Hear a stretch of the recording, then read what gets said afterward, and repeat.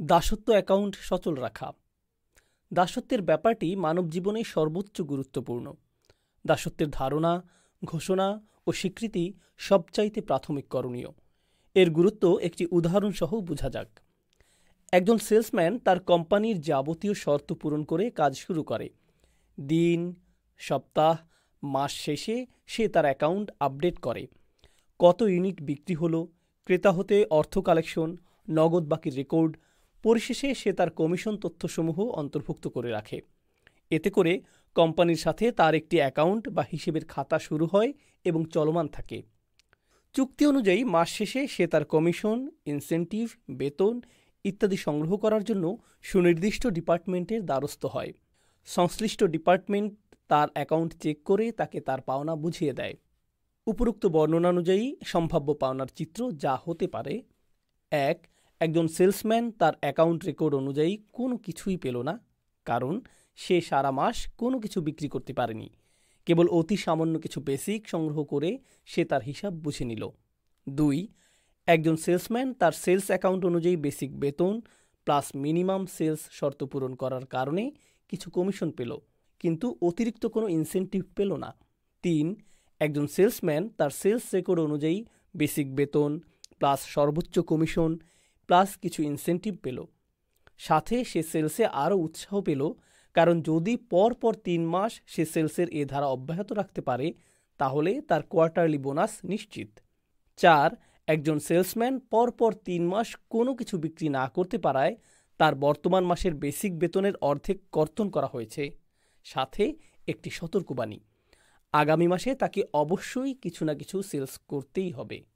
এ ৪টি সিনারিওতে আমরা ৪টি বিচিত্রতা পেলাম, অর্থাৎ তাদের রেকর্ড অনুযায়ী সেলসম্যানরা ৪ ধরনের পারফরমেন্স দেখিয়েছে। এতে একটি বিষয় নিশ্চিত যে সব কজন সেলসম্যান তাদের বিচিত্র রেকর্ড সত্ত্বেও কোম্পানির সেলসম্যান হিসেবে বহাল আছে। এমনকি যে সেলসম্যান কোনো কিছু বিক্রি করতে পারেনি সেও তার জবে বহাল আছে। অন্যভাবে বলা যায় যে প্রত্যেক সেলসম্যানের রেকর্ড বুক আছে। সবচাইতে দুর্বল জনেরও কোম্পানির সাথে একটি অ্যাকাউন্ট আছে। এই অ্যাকাউন্ট যতদিন থাকবে ততদিন তার জব নিশ্চিত থাকবে। আর এর বিপরীতটি হলো বেকার অবস্থা, অর্থাৎ যেদিন সে জব হারাবে সেদিন ওই কোম্পানির সাথে তার সমস্ত সম্পর্ক চুকে গেল। তার আর কোনো অ্যাকাউন্ট নেই। সে তার রেকর্ড বুক, সেলস হিসাব, কমিশন, বেতন, ইনসেন্টিভ, বোনাস, কম সেলস, বেশি সেলস ইত্যাদির সাথে কোনোভাবেই অন্তর্ভুক্ত থাকবে না। অন্যভাবে বলা যায় সে আর ওই কোম্পানির কেউ না, সম্পূর্ণ সম্পর্কহীন। আল্লাহর দাসত্বের বিষয়টিও তাই। মানুষ সৃষ্টিগতভাবেই তার স্রষ্টার দাস। একটি দাসত্ব অ্যাকাউন্ট নিয়েই সে দুনিয়ায় আগমন করে। মানুষকে সর্বপ্রথম সেই দাসত্ব অ্যাকাউন্ট বজায় রাখতে হবে। তার মালিকের সাথে এই অ্যাকাউন্ট রাখা এবং বজায় রাখার একমাত্র উপায় মালিকের দাসত্বকে স্বীকার করে নেওয়া। দাসত্বের অ্যাকাউন্ট মারাত্মকভাবে ক্ষতিগ্রস্ত হয় এমন কোনো কাজ সে করতে পারবে না। যদি দাসত্বের অ্যাকাউন্ট সে নিজ হাতে ক্লোজ করে দেয় কিংবা তার কোনো বাগাড়ম্বরতার কারণে সে অ্যাকাউন্ট চূড়ান্তভাবে ক্ষতিগ্রস্ত করে, তাহলে তা তার সর্বস্ব হারানোর মতো ভয়াবহ পরিস্থিতি তৈরি করবে। আল্লাহর সাথে দাসত্বের অ্যাকাউন্ট থাকলে সে কোনো না কোনোভাবে তার মালিকের অনুকম্পা, দয়া, বিশেষ পুরস্কার, অতিরিক্ত বোনাস ইত্যাদির মাধ্যমে প্রতিদান পেয়ে খুশি হয়ে যাবে, অথবা বিশেষ বিবেচনায় উতরে যাবে, কিংবা কিছু বকাঝকার পর ক্ষমা ঘোষণার সুসংবাদ পাবে। এমনকি হতে পারে তার কোনো একটি কাজে খুশি হয়ে মালিক তার সমস্ত দুর্বলতাকে ঢেকে দিয়ে পুরস্কৃত করবেন। আর যেসব মানুষ আল্লাহর দাসত্ব অস্বীকার করে, আল্লাহকে স্রষ্টা মানে না, আল্লাহকে রব হিসেবে স্বীকার করে না, ইলাহ হিসাবে মানে না, তারা হতভাগা। তারা পরিচিত হবে মুজরিমিন হিসেবে। স্রষ্টার সাথে তাদের কার্যকর কোনো অ্যাকাউন্ট থাকবে না, তাদেরকে জিজ্ঞাসাবাদ করা হবে না। অ্যাকাউন্ট একটি পজিটিভ শব্দ। যার অ্যাকাউন্ট নেই সে দৃশ্যপটেও নেই, তবে সকলের কর্ম লিখিত থাকে। মুজরিমিনদেরও ওয়াজাদু মা আমিলু হাজিরা, তারা তাদের কৃতকর্ম সামনে উপস্থিত পাবে। সূরা আল কাহাফ আয়াত ৪৯। নিজ মালিক এবং স্রষ্টাকে যারা অস্বীকার করে তারা মুজরিমিন, তারা সবচাইতে বড় অপরাধী। তারা স্রষ্টার সকল দান, দয়া, খাদ্য, আনন্দ, উল্লাস, সুখ উপভোগ করেও এসবের উৎস ও দাতা রবকে মানে না। দাস হয়েও যে অহমিকা ভরে সব কিছু অবজ্ঞা করে, সেই হলো সবচাইতে বড় অপরাধী। তার টাইটেল হলো মুজরিমিন।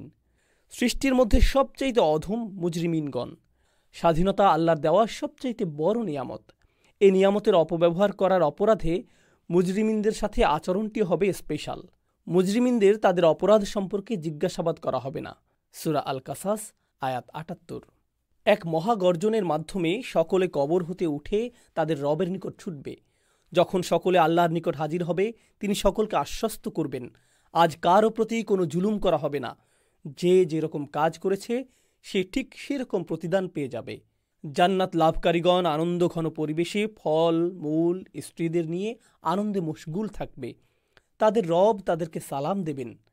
আর সে বিশেষ দিবসে যখন সফলতা লাভকারী দাসগণ উৎসব মুখর পরিবেশে তাদের কর্মের আনন্দময় ফল পাবে, তখন মুজরিমিনদের ব্যাপারে ভয়াবহ ঘোষণা আসবে। অমতাজুল ইয়াউমা আইয়ুহাল মুজরিমুন, হে মুজরিমিনগণ, আজ তোমরা আলাদা হয়ে যাও। সূরা ইয়াসিন আয়াত ৫৯। মুজরিমিনদের ব্যাপারে স্রষ্টা সতর্ক করেছেন, তারা কখনো সফল হবে না, তারা হতাশ হবে। ইন্নাহু লা ইউফলিহুল মুজরিমুন, নিশ্চয়ই অপরাধীরা সফল হবে না। সূরা ইউনুস আয়াত ১৭।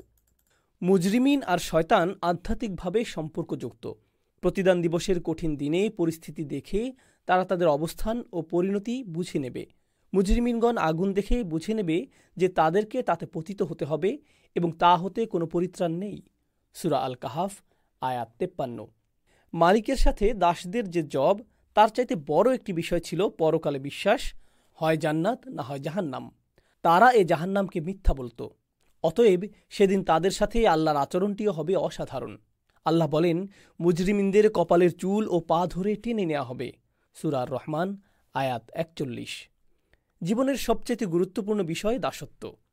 আমাদের মালিক রব রহমান আল্লাহ বহুবার আমাদেরকে সে বিষয়ে সাবধান করেছেন, আমরা যেন আমাদের রবের দাসত্ব বাদ দিয়ে চিরদুশ্মন শয়তানের দাসত্ব না করি। আলাম আহাদ ইলাইকুম ইয়া বানি আদামা আল্লাহ তা'বুদুশ শাইতান ইন্নাহু লাকুম আদুউম মুবিন, হে বনি আদম, আমি কি তোমাদেরকে নির্দেশ দেইনি শয়তানের দাসত্ব করো না, সে তোমাদের প্রকাশ্য শত্রু। সূরা ইয়াসিন আয়াত ৬০। প্রকৃতপক্ষে দাসত্ব হয় আল্লাহর আর না হয় শয়তানের। মাঝামাঝি আর কোনো নিরাপদ বা অনিরাপদ জব বিশ্বজাহানের স্রষ্টা মালিক বিচারক খোলা রাখেননি। স্রষ্টার দাসত্বই একমাত্র জব। এ জব না করলে আমরা নিশ্চিত শয়তানের দাসত্ব করব। বিকল্প অন্য কোনো পথ খোলা নেই। শয়তান এক বহুরূপী শক্তির নাম। শয়তানের আবেদনের বিপরীতে আল্লাহ শয়তানকে এসব গ্রান্ট বা অনুমোদন করেছেন। শয়তান যা দেখে আমরা তা দেখি না, যার সরাসরি অনুসারীর সংখ্যা অগণিত। সে তার বহু এজেন্ট মানুষের মধ্যে ছড়িয়ে দিয়েছে। তারা বিভিন্ন ধরনের ধ্বংসাত্মক কাজ চালিয়ে যায়, অন্যদের তাতে জড়িত করে, অসৎ কাজের হুকুম দেয়, যেমন মুফসিদিন, ফাসাদ প্রমোটকারী, সীমালঙ্ঘনকারী, সত্য বিকৃতকারী, সন্দেহের উদ্রেককারী, মুরিব, সৎ কাজে বাধাদানকারী, মান্নাইল্লিল খায়ের, উদ্ধত, স্বৈরাচারী, আনিদ ইত্যাদি। দাসত্ব ও প্রিমিয়াম। আল্লাহর দাসত্ব সম্পর্কে মৌলিক জ্ঞান অর্জন করার পর আমরা এখন এর বিকল্প দাসত্ব সম্পর্কে সম্যক জ্ঞান অর্জন করব ইনশাআল্লাহ। আল্লাহর সৃষ্টি জগতে কেবল মানুষ দাসত্বে স্বাধীনতা ভোগ করে। অন্য সকল সৃষ্টি ইচ্ছায় হোক আর অনিচ্ছায় হোক আল্লাহর দাসত্ব করে চলছে, এর কোনো ব্যতিক্রম নেই। সব কিছুতে প্রিমিয়াম পরিশোধ করতে হয়, যাকে আমরা গিভ অ্যান্ড টেক বলে থাকি। যেহেতু আল্লাহ হলেন বিশ্বজাহানের রব, স্রষ্টা, পালনকর্তা, হায়াতদাতা, তাই তার দাসত্বে দুটি লাভ। ১. প্রিমিয়াম খুব সামান্য এবং সহজে পরিশোধযোগ্য। ২. রিটার্ন নিশ্চিত, উত্তম ও তা পরিমাণে বিশাল। নমুনা ১. সলাত। দিনে ৫ বার সলাত আদায় একটি কষ্টসাধ্য কাজ, যাতে নিম্নোক্ত প্রিমিয়াম দিতে হয়। ১. দিন রাত ২৪ ঘন্টায় মোট ৪০ থেকে ৫০ মিনিট সময় ব্যয় হয়। ২. পেশাগত ব্যস্ততায় কিছুটা ছেদ পড়ে। ৩. ফজরে ঘুম হতে ওঠা কিছুটা কষ্টকর, অন্তত ছুটির দিন। কিন্তু এ প্রিমিয়াম পরিশোধ করে যে লাভ, প্রবৃদ্ধি, শান্তি, নিয়মানুবর্তিতা, আধ্যাত্মিকতা, স্রষ্টার জিকিরের মাধ্যমে আত্মার শান্তি ইত্যাদি অর্জিত হয়, তা অসীম। মারাত্মক কর্মব্যস্ততার মধ্যে দেহ ও আত্মাকে এক অনন্য উচ্চতায় নিয়ে স্বর্গসুখ অনুভবের সুযোগ সহ অগণিত দৃশ্যমান ও অদৃশ্য মুনাফা লাভ হয়, অথচ প্রিমিয়াম তুলনামূলক খুব কম। এ ক্ষুদ্রাতিক্ষুদ্র প্রিমিয়াম ব্যয় করে রাহমান, বিচার দিনের মালিক, রাজাধিরাজ, সার্বভৌম ক্ষমতার অধিকারী আল্লাহর সাথে কথোপকথন হয়। শুধু তাই নয়, বরং সলাত আদায়ে যা অর্জন হয় তা সলাতের কোনো বিকল্প দিয়ে অর্জন অসম্ভব। সলাতের মাধ্যমে দাসগণ তাদের মালিকের নিকট অভাব, অভিযোগ, ফরিয়াদ, চাওয়া সবই চালিয়ে যেতে পারে। মালিকের নিকট দাসগণ সলাত নামক এই বরকতের খনি উপহার দেওয়ার জন্য সর্বদা কৃতজ্ঞ থেকে অতিরিক্ত পে চেক অর্জন করতে পারে। সুবহান আল্লাহ। নমুনা 2, বিয়ে। ও আনকিহুল আইয়ামা, যারা অবিবাহিত তাদের বিবাহ সম্পাদন করে দাও। সূরা নূর আয়াত 32। বিয়ে আল্লাহর হুকুম, যার প্রতি অপূর্ণাঙ্গ শিক্ষিতরা ক্রমান্বয়ে অনাগ্রহী হয়ে উঠছে, কারণ তারা বিয়েতে ঝামেলা দেখতে পায়। তারা জরায়ুর স্বাধীনতা চায়, বেহায়াপনা, নির্লজ্জতার উন্মুক্ত লাইসেন্স চায়। এক পার্টনারে অতৃপ্তির ভীতিও তাদের অন্যতম দুশ্চিন্তা। অন্যেরা কেবল সাংসারিক ঝামেলাকে অসহনীয় মনে করে বিয়েতে জড়ায় না। 5% শিক্ষিতদের একটি বিরাট অংশ তাদের নফস ও শয়তান মিলে বিয়ে তথা সাংসারিক জীবনের ব্যাপারে মিথ্যা ভীতি সৃষ্টি করে, জনমনে আতঙ্ক সৃষ্টি করে। নাটক, সিনেমায় বিয়ে বিরোধী নির্লজ্জ কর্মকাণ্ড উৎসাহিত করে। আল্লাহর বিয়ে হুকুম পালনের মাধ্যমে একজন মানুষকে কিছু প্রিমিয়াম পরিশোধ করতে হয়, যা নিম্নরূপ, কিন্তু এতে সীমাবদ্ধ নয়। 1. স্ত্রীকে নগদ মোহর পরিশোধ। 2. সংসারের প্রাত্যহিক ঝুট ঝামেলা। 3. সন্তান লালন পালন, শিক্ষাদান। 4. ভরণ পোষণ। 5. পারস্পরিক ঝগড়া, মন কষাকষি, মতবিরোধ, শত্রুতার ভাব। এ 5 বা অধিক প্রিমিয়াম পরিশোধ করে ব্যক্তি ও সমষ্টি যে লাভ অর্জন করে তা দুনিয়ার কোনো নিক্তি দিয়ে পরিমাপ অসম্ভব। আর অপূর্ণাঙ্গ শিক্ষিতরা, যারা দুনিয়াকে সাক্ষাৎ জাহান্নাম বানানোতে সরাসরি ভূমিকা রাখছে, এর সৌন্দর্য ও উপকার বুঝতে বহুলাংশে অক্ষম, কারণ তারা পারিবারিক জীবনকে অতি দ্রুততা, হঠকারিতা আর অধৈর্য মরণাস্ত্র দিয়ে হত্যা করে। বিয়ে বিসর্জন দিয়ে মিথ্যা তৃপ্তি খোঁজে, অথচ সে তৃপ্তির দেখা তারা কখনোই পায় না। বিয়ে হুকুম পালনের মাধ্যমে যে দৃশ্যমান অর্জন বা লাভ তার অতি সামান্য খতিয়ান। 1. বিয়ের মাধ্যমে দুনিয়া সৃষ্টির উদ্দেশ্য পূরণ হয়, কারণ দুনিয়ার সব আয়োজন মূলত মানুষের জন্য। মানুষের অনুপস্থিতিতে দুনিয়ার এ আয়োজন অর্থহীন। 2. মানব সভ্যতার ভিত্তি বংশীয় সম্পর্কের ওপর। শরণাতীত কাল হতে বংশবৃদ্ধির একমাত্র বৈধ উপায় বিয়ে। 3. মানুষের রব শান্তি অন্বেষণকারী মানুষের শান্তি নিশ্চিত করেছেন নারী পুরুষের বৈধ সম্পর্কের মধ্যে। জীবনের প্রত্যেকটি খাতে স্রষ্টার দাসত্ব সর্বোচ্চ লাভজনক জব। মানুষকে আল্লাহর দাসত্ব উপযোগী করে সৃষ্টি করা হয়েছে। অন্য কারো দাসত্ব মানুষের ফিতরাহ অনুপযোগী। মানুষ যদি তার স্রষ্টার দাসত্ব না মানে, তাহলে তার ক্ষতি সীমাহীন। শঙ্কা, অনিশ্চয়তা, কষ্ট ইত্যাদি কারণেই আল্লাহর দাসত্ব অস্বীকার করা হয়, যদিও মূলে থাকে অজ্ঞতা। মানুষকে সর্বপ্রথম এ বিষয়ে নিশ্চিত ধারণা দেয়া যায় যে সে আল্লাহ অর্থাৎ এক সত্তার দাসত্ব হতে মুক্তি নিয়ে প্রকৃতপক্ষে বহু কিছুর দাসত্ব বরণ করে নেয়, তা ইচ্ছায় হোক আর অনিচ্ছায়। এ নতুন দাসত্ব তার জীবনকে অস্থির করে তোলে। অশান্তি হয় তার নিত্যসঙ্গী। অস্থিরতা দূর করার জন্য সে নিত্য নতুন সত্তা বা বস্তুর দাসত্ব করতে থাকে। প্রত্যেক নব্য দাসত্বে তাকে প্রচুর প্রিমিয়াম পরিশোধ করতে হয়। এ প্রিমিয়াম কখনো আর্থিক, কখনো আত্মিক। এতেও যখন সে কোনো কুলকিনারা করতে সক্ষম হয় না, তখন তার সাথের জীবনটাই হয়ে যায় তার প্রিমিয়াম অর্থাৎ আত্মহনন। চূড়ান্ত প্রিমিয়াম পরিশোধের আগে সে বিচিত্র রকম দাসত্বের মজা লুটে শুধু একটু শান্তি, একটু স্বস্তি, সামান্য একটু আরামের জন্য। কিন্তু এ হতভাগা বারবার দাসত্ব পরিবর্তন করেও কোনো শান্তি বা একটু স্বস্তির দেখা পায় না। মাত্র এক সত্তা অর্থাৎ আল্লাহর দাসত্ব ত্যাগ করার কারণে তার দাসত্বে যে বিচিত্রতা আসবে তা লক্ষণীয়। 1. জবের দাসত্ব, যেমন প্রমোশন, ইনক্রিমেন্ট, বোনাস, ইনসেন্টিভ। 2. সম্পদের দাসত্ব। 3. সার্টিফিকেট, ডিগ্রি, সম্মানের দাসত্ব। 4. নফসের খায়েশাতের দাসত্ব। 5. চিন্তা ও নৈতিকতার জঘন্য বিকৃতির দাসত্ব। তার প্রকৃত মালিক আল্লাহর দাসত্ব ছেড়ে সে উপরোক্ত প্রত্যেকটি বা একটি বা কয়েকটির দাস হয়ে যায়। তার অস্থির মন ও বিকৃত আত্মা কোনো কিছুতেই শান্তি খুঁজে পায় না। দাসত্ব এক্সপেরিমেন্ট চালাতে গিয়ে তাকে যে প্রিমিয়াম পরিশোধ করতে হয় তা তাকেই ক্রমান্বয়ে দেউলিয়া বানাতে থাকে। এ দাসত্ব এক্সপেরিমেন্ট প্রসেসে সে কোনো এক বা দুটির প্রতি প্রায় সম্পূর্ণ হেলে পড়ে, ফলে তার উপর অন্যদের অধিকার অধিকাংশ সময় অনাদায়ী বা অপূর্ণ থেকে যায়। আর বহু কিছুর দাসত্ব করতে গিয়ে সে যা বৃদ্ধি করে তা হল হতাশা। দাসত্ব এক্সপেরিমেন্টের চূড়ান্ত পর্যায়ে সর্বোচ্চ শান্তি অর্জনের শেষ চেষ্টা হিসেবে সে তার জীবন সাঙ্গ করে দেয় আত্মহনন কিংবা প্রাকৃতিক উপায়ে। আমাদের মালিক আল্লাহর দাসত্ব ত্যাগের নিশ্চিত পরিণাম ভিন্ন কিছুর দাসত্ব শুরু করা। সে দাসত্ব তাকে ধীরে ধীরে তার ধ্বংসের দিকে নিয়ে যায়, কারণ তখন সমস্ত অকল্যাণকর কাজ তার জন্য সহজ হয়ে যায়। রকমারি শখ তৈরি হয়, যার প্রত্যেকটি খুব ধীর গতিতে তাকে গভীর খাদের দিকে নিয়ে যায়। বিচিত্র রকমের খায়েশ উৎপন্ন হয়, যা তাকে শারীরিকভাবে হত্যার আগে তার মধ্যকার সমস্ত সুন্দর কল্যাণ নৈতিকতার মৃত্যু ঘটায়। তার মধ্যে বাহ্যিকভাবে একটি নাদুস নুদুস বডি ছাড়া আর কিছুই অবশিষ্ট থাকে না।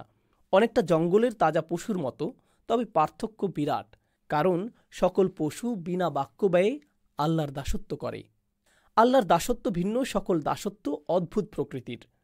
মানব জীবনে গিভ অ্যান্ড টেক ফর্মুলা সবচাইতে প্রচলিত এবং সহজে সর্বত্র ব্যবহৃত হয়ে থাকে, যেখানে গিভ হলো প্রিমিয়াম বা মূল্যশোধ এবং টেক হলো বিনিময় বা লাভ গুণে নেওয়া। কিন্তু আল্লাহ ভিন্ন। অন্য দাসত্বে গিভ বা প্রিমিয়াম বা খরচ খুব হাই, অথচ বিনিময়ে কোনো লাভজনক কিছু তো নাই, বরং বড় ধরনের ক্ষতি, ধ্বংস, এমনকি সব কিছু হারিয়ে দেউলিয়া হওয়া প্রায় নিশ্চিত। অতএব আল্লাহর প্রিয় সৃষ্টি মানুষের প্রকৃত উন্নতি অগ্রগতি নিহিত আছে আল্লাহর দাসত্বে। সেটাই তার একমাত্র জব। সে জবে সে ফিরে যেতে হবে। যত তাড়াতাড়ি যোগদান করবে তত দ্রুত সে কল্যাণজনক লাভ গুনতে থাকবে। বিশাল বিরাট লাভ, সামান্য প্রিমিয়াম শোধ করে প্রবৃদ্ধি বা লাভ 700 গুণ পর্যন্ত। সত্যি গুড ডিল। ফা'বুদু মা শি'তুম মিন দুনিহি কুল ইন্নাল খাসিরিনা আল্লাযীনা খাসিরু আনফুসাহুম ওয়া আহলিহিম ইয়াওমাল কিয়ামাহ আলা যালিকা হুয়াল খুসরানুম মুবিন। তোমরা আল্লাহর পরিবর্তে যার ইচ্ছা তার দাসত্ব করো।